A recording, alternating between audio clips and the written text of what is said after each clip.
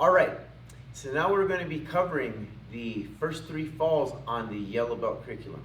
So we've already covered front fall, back fall, and side fall for the white belt curriculum. So now we're going into side fall number 2, side fall number 3, and a shoulder roll break fall. So starting off with side fall number 2, what we're doing is we're starting off in a fighting stance position, or from this position, we call this a gongyok jase. So right foot back, and this one right here, left foot back, wango jase. Just think about it as right foot, left foot. So from here, I have this stance. I want to make sure that I'm low, have my hands up. Now what I'm going to learn to do is fall on my calf and fall on my thigh here. And I'm going to protect my knee, protect my hip bone, protect my ribs. So when I'm falling, we're doing a twisting position like a screwdriver going down into the ground. So I'll take my hands to this side here, and we'll start to move them here. As we do that, I'm going to turn this knee and this knee. So I'll show you the knee part first and my legs. So as we do this, 1, 2, 3, boom, I learn to land here and on my thigh. From that position, I will continue turning, and I will land in this triangular position with my hands spread out here this way. I'm landing palms down, my forearms are facing down as well, and I keep my elbows flared out so that way I have that triangular position instead of a box position here. That box position will hurt your shoulder. The triangular position will keep the shock motion going in your shoulders, which will help to alleviate pressure, and you can see that I can move down without hurting myself. Now when I land right here, I want to make sure that I keep this elbow somewhat close to the knee. I don't want to fall backwards this way. This torques your back, it tweaks the way you fall. You can end up hurting your knee and twisting and landing onto that knee. The idea is to be somewhat close right here. Now, when we do this in motion, we start off slow. 1, 2, 3. And notice that I just allow myself to fall with the twist. My head is sideways. I'm keeping myself low. I'm on my calf. I'm on my thigh. I'm not making any impact anywhere else except for my forearms. And I make sure that I breathe every time I fall. So again, we're at that position, and I'm twisting. 1, 2, 3. Allow yourself to get that fall. Now, one of the purposes for this fall is when somebody's getting you into, like, say, for instance, a hammerlock, and all of a sudden they kick your leg out, boom, and we have to fall without hurting ourselves.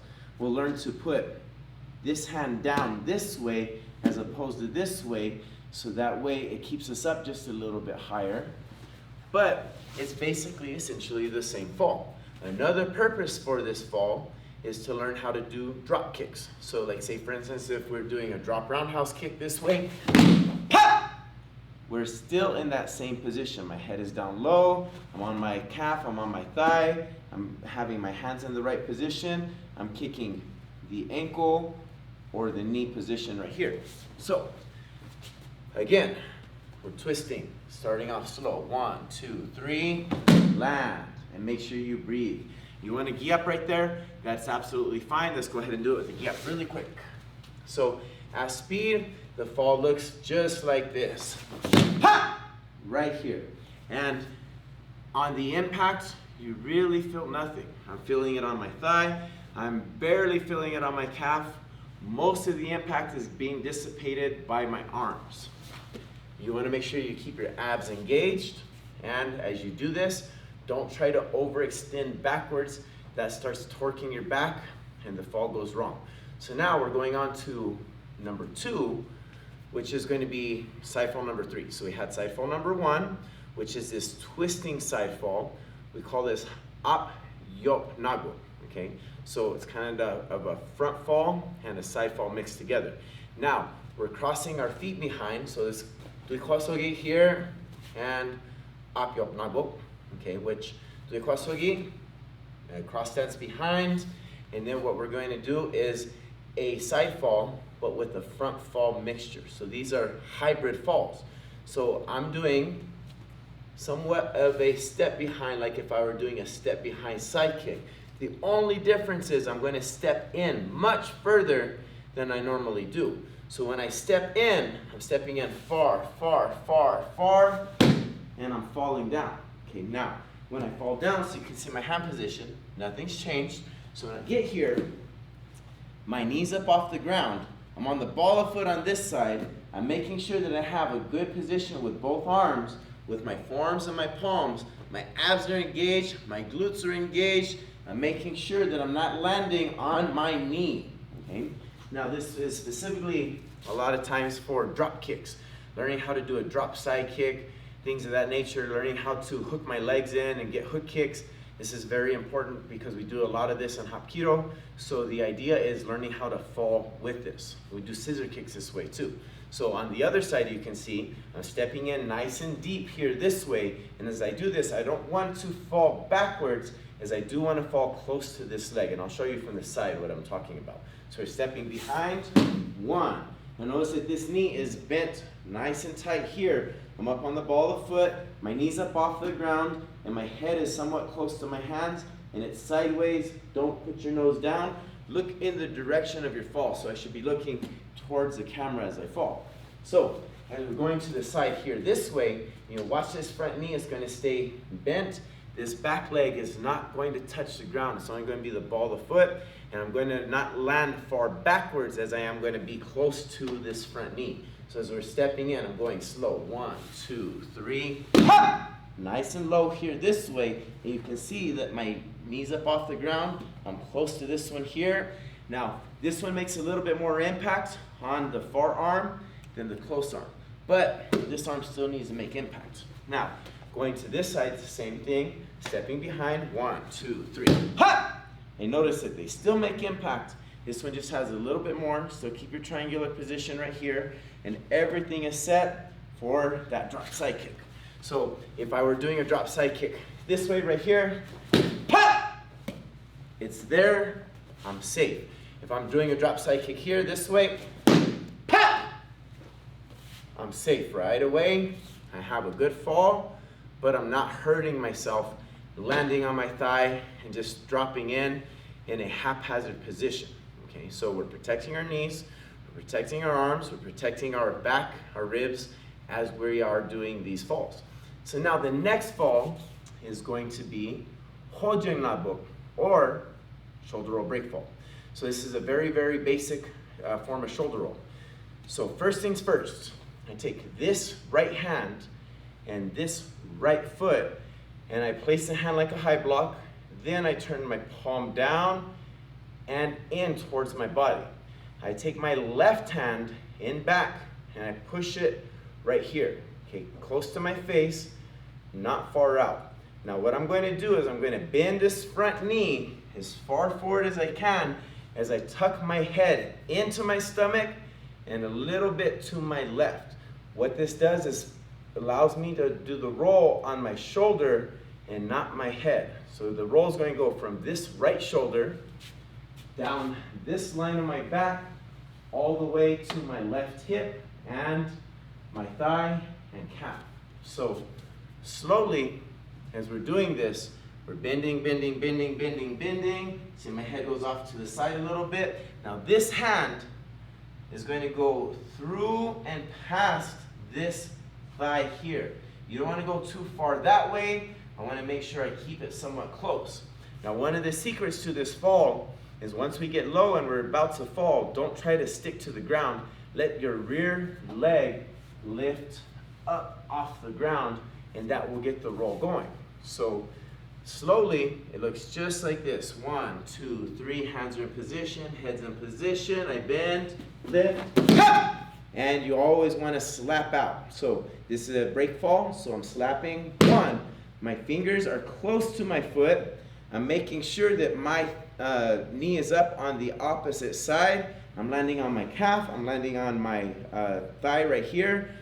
I'm keeping my fingers close so that way my ribs aren't extended. My musculature in my ribs are all engaged, so they all protect those ribs. If I slap out far here this way, they're extended. I have much more high probability of hurting myself. So I'm going to be here this way. Notice that my legs aren't crossing up. I'm not landing like this. I want to make sure I have 2 lines. And when we stand up, we always have those 2 lines. So going from this side, That was the right. Now we're doing the left. I have the left side in front, the right hand back here this way. My head is going down and to the right now because I'm going to go over the left shoulder. I'm going to bend that front knee. I'm going to bring this left hand across the right hip.